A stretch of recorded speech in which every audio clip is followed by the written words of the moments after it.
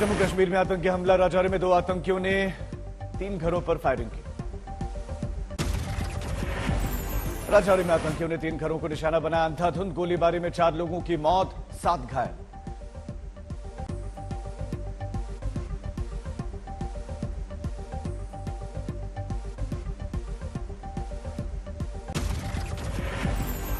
BJP ने आतंकी हमले पर उठाए सवाल। जम्मू कश्मीर बीजेपी अध्यक्ष रविंद्र रैना ने इसे कायराना हरकत बताया। श्रीनगर में आतंकियों ने सीआरपीएफ की गाड़ी पर ग्रेनेड फेंका, 1 नागरिक जख्मी। पुलवामा में सीआरपीएफ जवान ने आतंकवादियों से छीने हथियार, नाके पर ड्यूटी कर रहा था जवान। कुपवाड़ा में भारी मात्रा में हथियार बरामद, ड्रग्स के साथ एक शख्स भी गिरफ्तार। सूर्यनगरी एक्सप्रेस हादसे का शिकार। राजस्थान के राजकीय आवास में हादसा हुआ।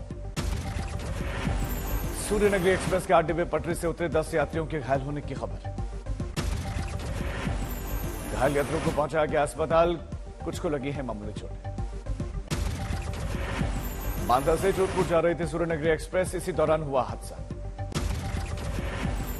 माली के पास राजकीय आवास में हादसे के बाद फौरन एक्शन में आया रेलवे प्रशासन। हादसे की होगी जांच।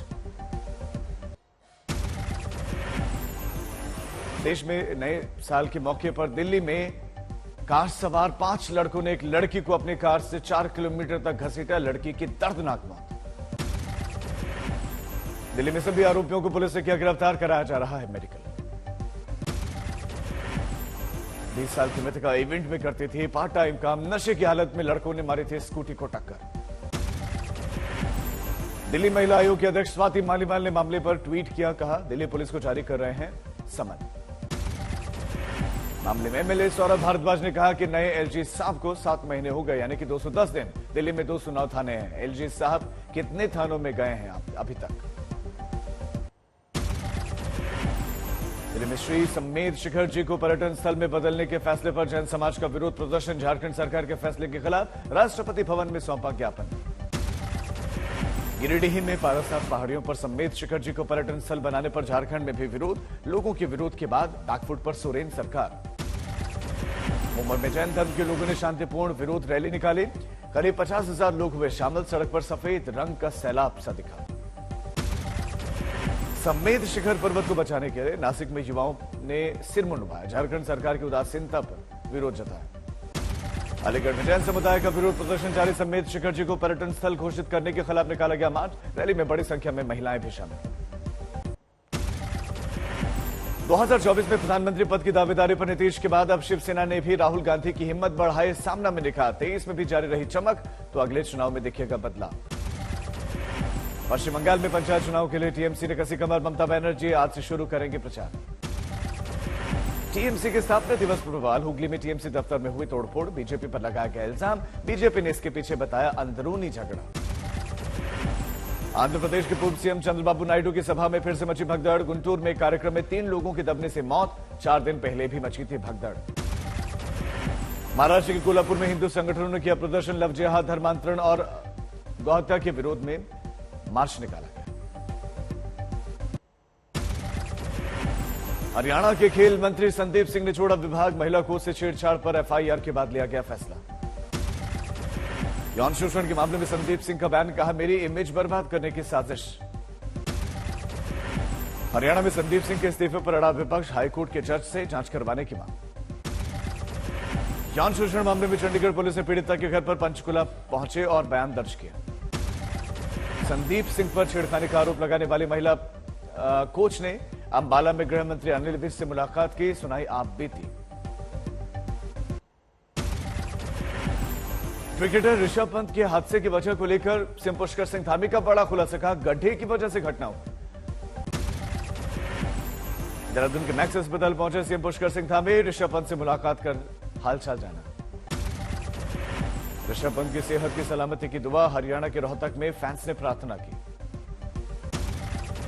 लगातार 10वें महीने बना रिकॉर्ड। दिसंबर में जीएसटी से जमकर भरा सरकार का खजाना। दिसंबर महीने में जीएसटी कलेक्शन 1,49,000 करोड़ रुपए से ज्यादा रहा।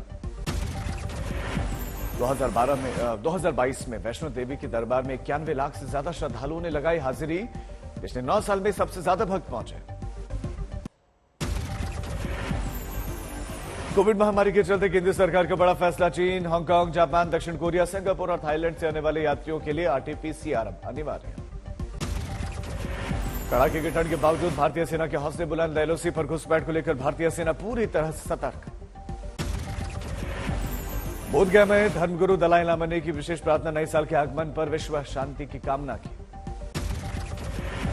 धर्मगुरु दलाई लामा का बौद्ध धर्म को लेकर चीन पर फिर से उनका हमला। बोले बौद्ध धर्म को नष्ट करने की कोशिशें नहीं होंगी कामयाब।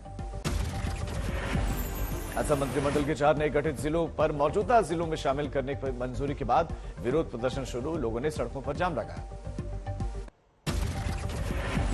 नए साल पर हिमाचल प्रदेश के सीएम ने दी लोगों को शुभकामनाएं। संबोधन के दौरान बोले कांग्रेस की सरकार राज्य में भ्रष्टाचार मुक्त शासन के लिए प्रतिबद्ध है। हरियाणा के राज्यपाल बंडारू दत्तात्रेय और सीएम मनोहर लाल खट्टर ने नए साल के मौके पर आला अधिकारियों से मुलाकात की। आईएएस ऑफिसर्स एसोसिएशन की ओर से आयोजन किया गया था। लखनऊ में विधानसभा गेट नंबर 3 पर आग लगी। दमकल की गाड़ियां मौके पर पहुंची। शॉर्ट सर्किट की वजह से लगी आग। जालंधर पठानकोट राष्ट्रीय राजमार्ग 2 घंटे के लिए बंद। किसानों के विरोध की वजह से बंद करना पड़ा। लगातार तीसरे दिन हरियाणा पंजाब बॉर्डर पर ट्रांसपोर्ट यूनियन का धरना जारी। मांग पूरी न होने के चलते धरने की धमकी दी थी। चंदौली में साल के पहले दिन घना कोहरा देखा। शीतलहर का सितम भी जारी। दिल्ली में कड़ाके की ठंड का प्रकोप जारी। लगातार गिर रहा है तापमान। कानपुर में सर्द हवा और ठंड से आमजन हुए परेशान। धुंध और कोहरे की वजह से आवाजाही प्रभावित। राजस्थान के माउंट आबू में नए साल के पहले दिन तापमान हिमांक बिंदु से नीचे। पठानकोट में नए साल के पहले दिन धूप खिली। लोगों को मिली कड़ाके की सर्दी से राहत। नववर्ष के अवसर पर साईं बाबा को बैंगलोर के भक्तों ने सोने का मुकुट अर्पण किया। इसकी कीमत 46,70,000 रुपए आंकी गई। संबल पुलिस ने न्यू ईयर 2023 को जनता को दिया भयमुक्त और शांतिपूर्ण माहौल का अनोखा गिफ्ट। साल के पहले दिन 10 अपराधियों के खिलाफ की गई गैंगस्टर और गुंडा एक्ट के तहत